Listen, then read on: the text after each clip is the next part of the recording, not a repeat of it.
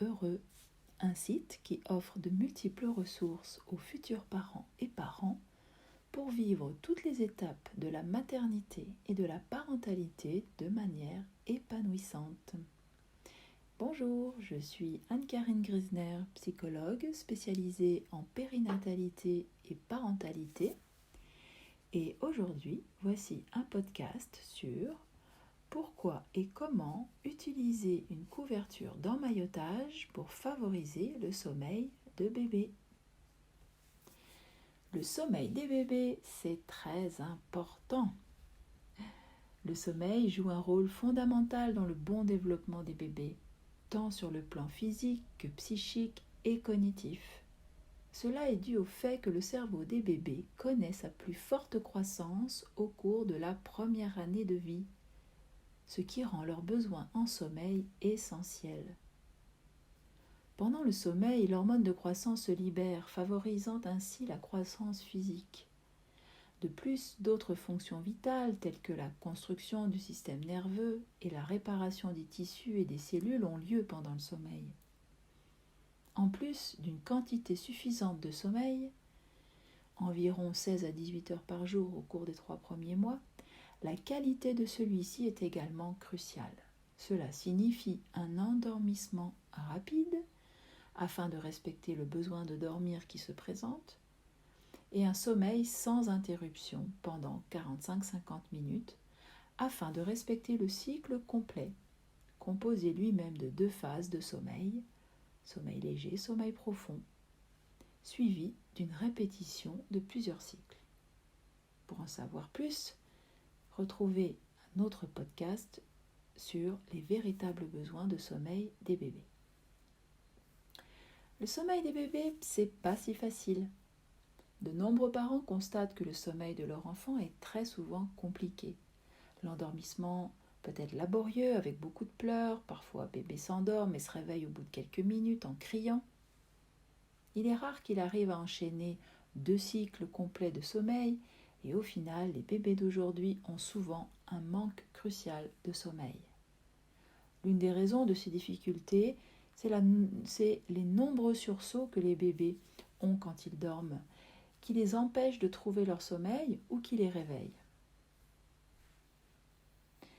Ces réflexes s'appellent le réflexe de Moro. Et ce réflexe a tendance à gêner le sommeil des bébés. Donc ces sursauts sont des réflexes archaïques normaux, appelés réflexes de Moro. Ils apparaissent dès la vie intra-utérine et disparaissent vers l'âge de 3 mois. En effet, les bras et les mains du bébé s'ouvrent spontanément. Quand ils se produisent, ces sursauts, alors que bébé est réveillé, c'est parce qu'un bruit soudain ou un changement de position l'effraie. Par contre, quand ils se produisent pendant le sommeil, c'est généralement pendant le sommeil agité, donc la première phase. Et là, c'est tout à fait normal d'avoir ces sursauts. Cependant, on ne sait pas exactement pourquoi ils se produisent quand bébé dort. Qu'est-ce qu'une couverture d'emmaillotage ? Il s'agit d'un lange, d'un tissu en coton qui va envelopper le corps du bébé, des épaules jusqu'aux pieds, de manière à le contenir. L'emmaillotage était une pratique très répandue autrefois, mais elle a été abandonnée il y a 2 ou 3 générations. Ensuite, la position sur le ventre était couramment utilisée, ce qui permettait de diminuer les effets gênants du réflexe de Moro. En effet, quand le bébé est sur le ventre, le mouvement des bras sont peu importants et du coup ne le gênent pas. Cependant, depuis que les nouvelles consignes sur les conditions de couchage des bébés ont changé, donc recommandation de dormir sur le dos, ce fameux réflexe se manifeste de manière beaucoup plus visible et a tendance à perturber le sommeil des bébés. Alors à quoi sert la couverture d'emmaillotage ? En enveloppant au moins le haut du corps du bébé, l'emmaillotage empêche ses bras de s'ouvrir lorsqu'un réflexe de Moro se produit.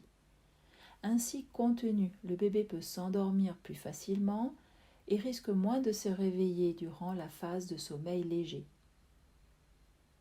En plus de limiter les mouvements causés par les sursauts, l'emmaillotage offre au bébé une sensation similaire à celle ressentie dans l'utérus. Ce sentiment de sécurité le rassure et l'aide à s'endormir plus rapidement et favorise l'enchaînement des cycles. Quand utiliser la couverture d'emmaillotage ? Il est recommandé de commencer à pratiquer l'emmaillotage dès la naissance pour maintenir le sentiment de sécurité d'être contenu. Cependant, il est important de noter que certains bébés peuvent ne pas l'apprécier même s'ils viennent de naître, et dans ce cas, il ne faut pas persister. L'idéal est d'utiliser l'emmaillotage régulièrement, de jour comme de nuit, sans dépasser les 3 premiers mois, période pendant laquelle le bébé commencera à essayer de se retourner. Il est également possible de ne l'utiliser que lors des moments d'endormissement difficiles ou de pleurs. Comment utiliser la couverture d'emmaillotage ?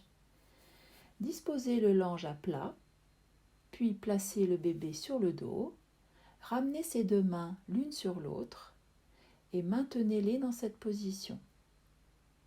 Rabattez ensuite un côté du lange sous l'épaule opposée et faites de même avec l'autre côté.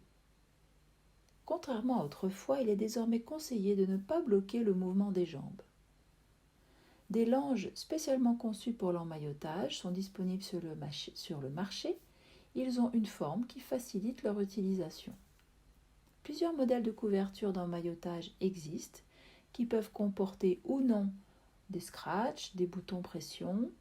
Certaines ont des ouvertures pour faciliter le changement de couche tout en maintenant les bras dans leur position initiale, ce qui est plus pratique pour la nuit par exemple, et certaines s'associent avec une gigoteuse.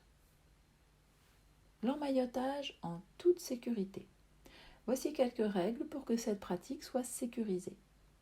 Veuillez à ne pas serrer trop fort le lange pour ne pas gêner la respiration du bébé.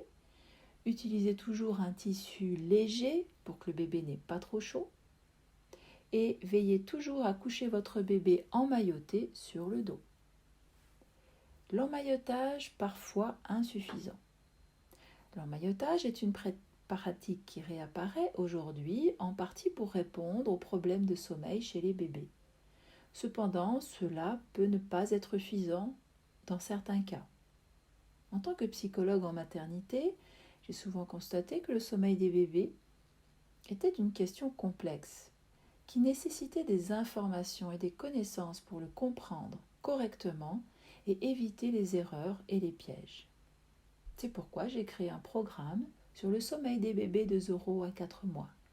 Vous apprendrez à comprendre les signes et les mimiques de votre bébé dès la naissance pour mieux comprendre son sommeil, ainsi que le lien entre le besoin de manger et de dormir. Vous trouverez des informations et des conseils pratiques et concrets pour aider votre bébé à bien dormir.